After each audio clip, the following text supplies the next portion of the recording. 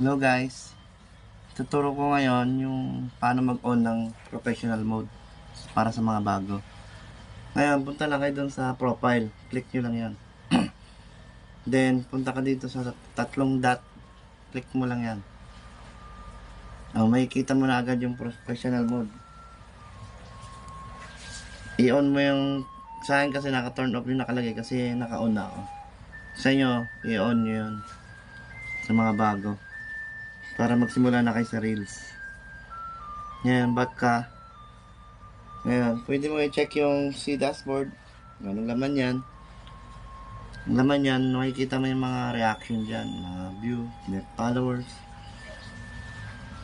Ngayon, pwede mo i-click yung reel. Mag-try ka mag-upload.